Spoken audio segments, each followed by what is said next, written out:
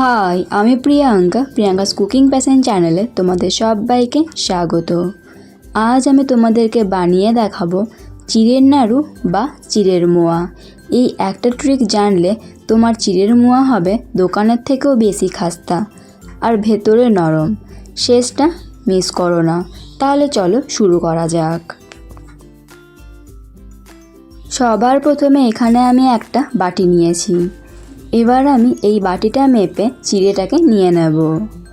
আমি এখানে আমার পরিমাণ অনুযায়ী এক বাটি চিড়ে নিয়ে নিচ্ছি। তোমরাও এখানে নিজেদের পরিমাণ অনুযায়ী চিড়েগুলোকে নিয়ে নেবে। এবার আমি গ্যাসটাকে অন করে দিলাম। এবার আমি গ্যাসের ওপরে কড়াইটাকে বসিয়ে দেব। কড়াই বসিয়ে দেওয়ার পর এবার আমি এর মধ্যে দিয়ে দিচ্ছি পরিমাণ মতো সাদা তেল। এখানে কিন্তু আমি খুব বেশি সাদা তেল ব্যবহার করব না।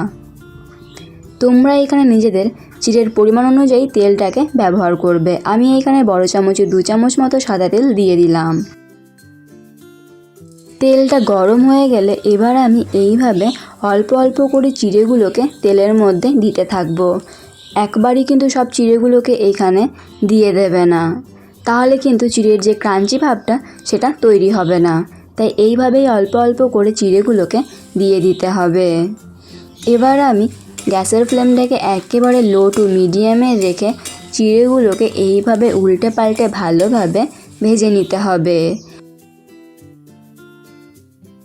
প্রায় 5-6 মিনিট ধরে আমি চিড়েগুলোকে ভালোভাবে ক্রিস্পি করে ভেজে নিয়েছি।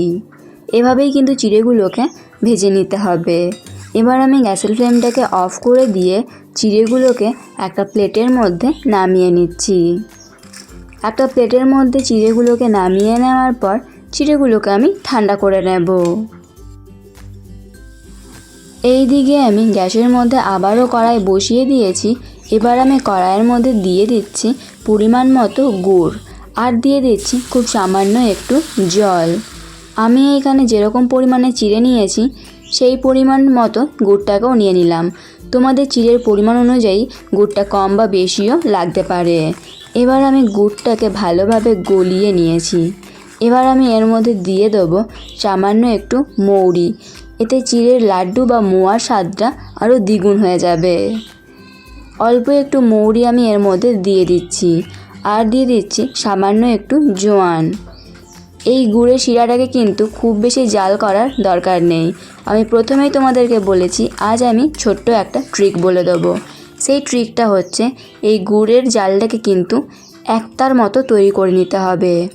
খুব বেশি গুড়টাকে যদি জাল করা হয় তাহলে কিন্তু মোয়াগুলো শক্ত হয়ে যাবে, খেতে ভালো লাগবে না।